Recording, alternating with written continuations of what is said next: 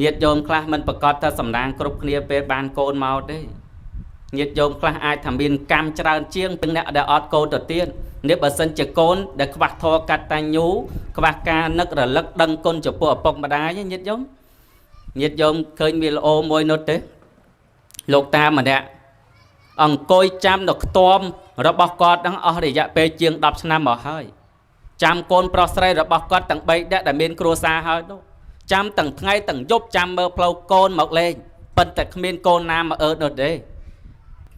រៀបចំចាត់ចែងឲ្យកូនមានគូស្រករស្វាមីភរិយាដូចរាល់ចាប់សពគ្រប់អស់រួចក៏ចែកកែមរតកទ្រព្យសម្បត្តិ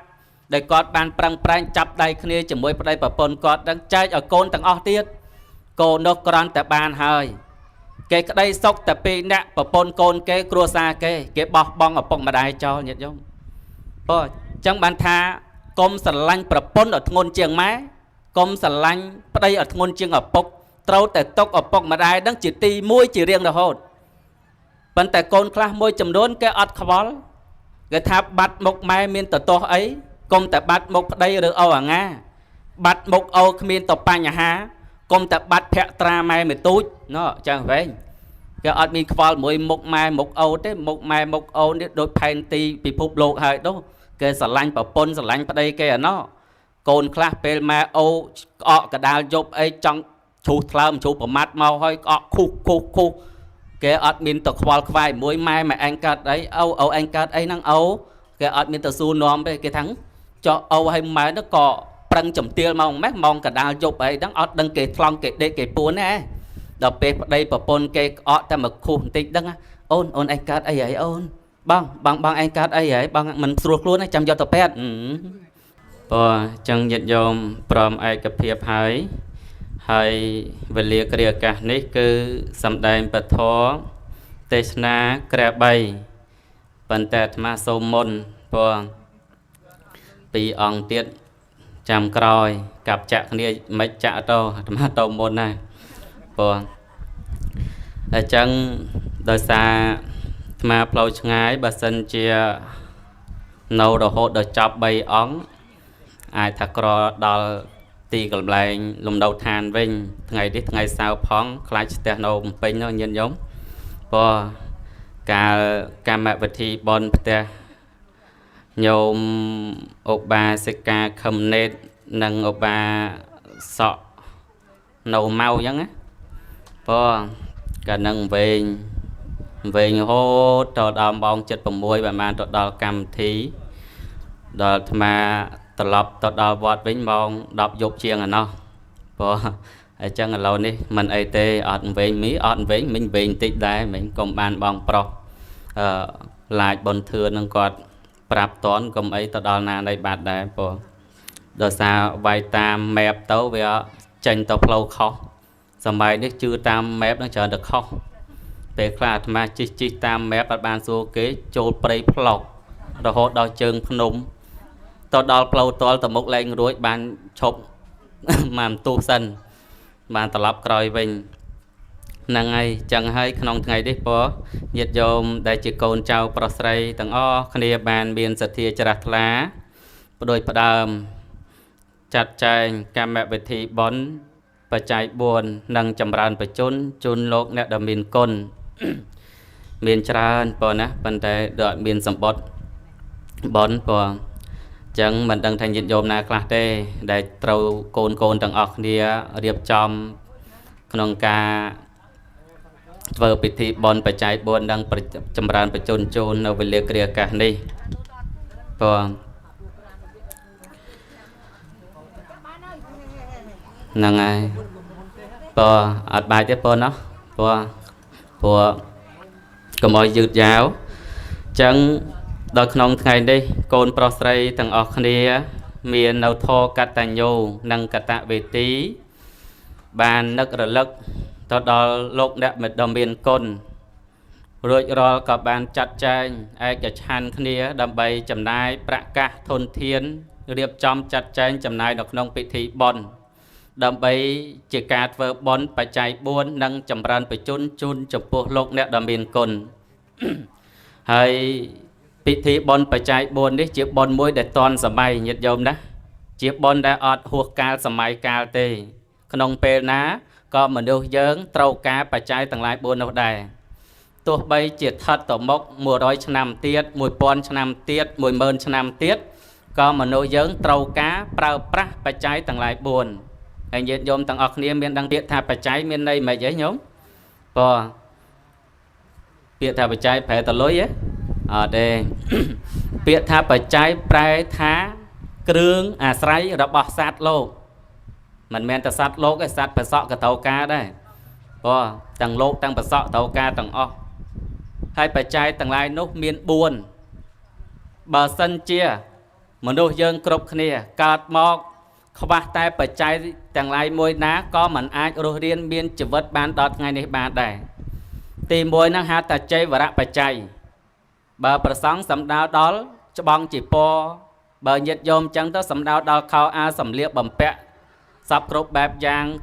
សម្រាប់ដណ្ដប់រាងកាយហ្នឹងហៅថាចៃប្រៈបច្ច័យដល់បណ្ឌបាតបច្ច័យសំដៅទៅដល់គ្រឿងបរិភោគដែលលេបចូលទៅក្នុងពោះបានទីសេនាសនៈបច្ច័យសំដៅដល់ទីកន្លែងស្នាក់អាស្រ័យនៅក្រែឬក៏ផ្ទះសម្បែងកន្លែងលំនៅសពគ្រប់មុខប្រការហ្នឹងហៅថាចៃប្រៈបច្ច័យដល់កិលានភេសជ្ជៈបច្ច័យសំដៅទៅដល់ថ្នាំកែរោគទាំងឡាយទាំងពួងហើយញាតិញោមទាំងអស់គ្នាត្រូវការប្រើប្រាស់បច្ច័យទាំងឡាយ4ហ្នឹងទេបងត្រូវការទេញោមត្រូវការបងដូចអាត្មាវិញបើអត់មានចៃប្រៈបច្ច័យទេអត់អាចមកដល់នឹងកើតទេបងចៃប្រៈបច្ច័យនេះច្បងចពរនេះបាទអាត្មាមកដោយគ្មានការក្របដណ្ដប់ដោយច្បងចពរកុំបាច់ថាឡើយអាត្មាជិះឡានមកយកយន្តហោះទៅដឹកមកក៏អត់មកដែរញោមព្រោះមកមិនខ្លួនទេព្រោះអញ្ចឹងកូនប្រុសស្រីទាំងអស់គ្នាដែលអាចមានជីវិតរស់រានមកដល់ថ្ងៃនេះបានគឺអាស្រ័យឪពុកម្ដាយគាត់ជាអ្នកគត់ផ្គង់ខ្នះខ្នែងច្បាស់ស្វែងរកបច្ច័យទាំងឡាយ4ហ្នឹងមកឧបត្ថម្ភចិញ្ចឹមចំពោះកូនប្រុសស្រីអាស្រ័យហេតុនេះទើបកូនប្រុសស្រីទាំងអស់គ្នាមានការភ្ញាក់រលឹកដឹងថាអាត្មាអញកើតមកបានមានជីវិតដល់ថ្ងៃនេះបានអាស្រ័យលោកអ្នកដែលមានគុណមានម៉ែមានឪនឹងហើយដែលជាគាត់ដែលគាត់ខំប្រឹងខ្នះខ្នែងស្វះស្វែងសពគ្រប់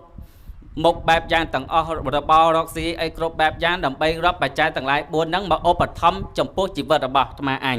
ទើបក្នុងថ្ងៃនេះចំណាយចាយវាយលុយកាក់ជាដើមហ្នឹងធ្វើនៅពិធីបុណ្យបច្ច័យ4ជូនចំពោះលោកអ្នកដែលមានគុណវិញជាការតបស្នងសងគុណប៉ុន្តែកូនខ្លះមិនបានយល់ដូចញាតិញោមទាំងអស់គ្នាទេកើតមករស់អាស្រ័យរស់នៅអាស្រ័យឪពុកម្ដាយជាអ្នកឧបត្ថម្ភចិញ្ចឹមមើលថែប៉ុន្តែដល់ពេលបានមានខ្ពង់ខ្ពស់សាក់យុះថ្កប់ថ្កើងតែចឹងទៅស្រាប់តែរមើលគុណម៉ែឪមិនអោយតម្លៃទៅដល់គុណគឺសេចក្តីល្អរបស់ម៉ែឪដែលគាត់ធ្លាប់ចិញ្ចឹមមើលថែមកអញ្ចឹងទៅព្រោះញាតិញោមខ្លះមិនប្រកាសថាសំណាងគ្រប់គ្នាពេលបានកូនមកទេ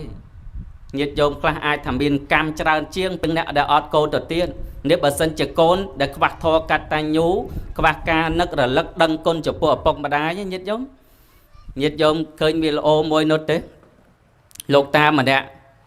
អង្គុយចាំនៅខ្ទមរបស់គាត់ហ្នឹងអស់រយៈពេលជាង10ឆ្នាំមកហើយ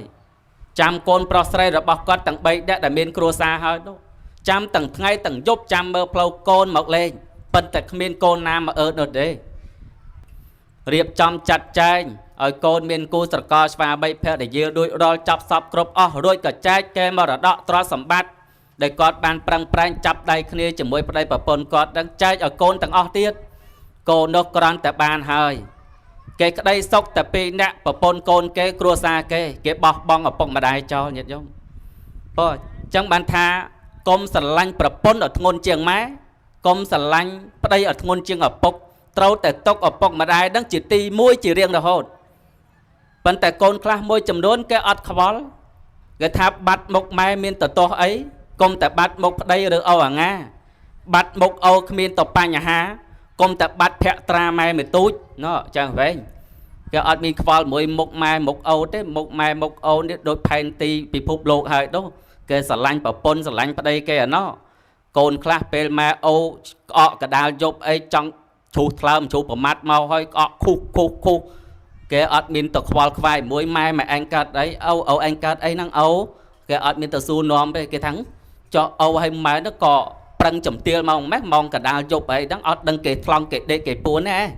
ដល់ពេលប្តីប្រពន្ធគេក្អកតែមកឃុះបន្តិចហ្នឹងអូនឯងកើតអីហើយអូនបងឯងកើតអីហើយបងមិនស្រួលខ្លួនទេចាំយកទៅពេទ្យពោចឹងមិនថាពេលខ្លះខ្វល់ជាមួយនឹងប្តីឯងប្រពន្ធឯងខ្លាំងជាងខ្វល់ជាមួយនឹងម៉ែជាមួយនឹងអូបើការដែលសងគុណដោយបច្ច័យទាំងឡាយ4នេះជារឿងល្អមួយយ៉ាងតែត្រូវសងគុណឲ្យគាត់នឹងរាប់ផ្លូវសួរផ្លូវដែលពៀនឃើញផងកូនខ្លះបំបត្តិម៉ែបំបត្តិអូមិនអោយធ្វើបន់ធ្វើទានមិនអោយស្គាល់វត្តស្គាល់វាឲ្យមិនបានស្ដាប់ធម៌ស្ដាប់អាយជាដើមទេនៅអោយមើលចៅបើដល់ពេលមិត្តអាយប្រាប់ថាណែកូនម៉ែនេះចាស់ហើយណាកូនម៉ែលែងមើលចៅហើយម៉ែត្រូវការទៅវត្តទៅស្ដាប់ធម៌ទៅបន់ទៅទានឯណាបានអង្គុយស្ដាប់ធម៌ដូចគេដូចឯងដែរមើលគេគ្រប់គ្នាក្មេងជាងម៉ែផងគេទៅវត្តទៅវាគេស្គាល់ធម៌ស្គាល់អារៀនសូត្រធម៌អានោះបានច្រេះច្រើនហើយដល់កោដុកគេមិនចង់ឲ្យម៉ែទៅម៉ែបើម៉ែឯងទៅវត្តនរណាមើលចៅខ្ញុំត្រូវទៅធ្វើការម៉ែឯងទៅវត្តនរណាមើលចៅបើសិនជាកក់ចៅមិនទៅម៉ែឯងហ្នឹងសប្បាយចិត្តដាស់ទៅហ៎ដល់និយាយថាអត់ទេមិនអញដឹងអញចិត្តដល់ពេលវេលាថ្ងៃត្រឡប់ទៅវិញឥឡូវត្រូវតែប្រឹងធ្វើបន់ធ្វើទានកូនក៏ចាប់បោះពាក្យសម្ដីមកវិញថាមកកូនយើងត្រឡប់ទៅផ្ទះវិញធ្វើមិនយើងគ្មានយាយដូចគេដោយយាយនៅលើចឹងអត់អីទេຕົកហ្នឹងទៅទឹកអញមើលហងអត់ដែលព្រោះចុងក្រោយហ្នឹងគេចអត់ដួចពីចៅអត់ដែលហ្នឹងហើយចឹងបានថាចាស់នៅស្រុកខ្មែរគឺគ្រោះថ្នាក់រឿងមើលពីកូនហើយរហូតដល់ចៅទៀតញាតិញោមខ្លះការចិញ្ចឹមកូនតែ2ទេដល់ពេលចាស់ទៅលេងចិញ្ចឹមចៅ15 6ឯណោះ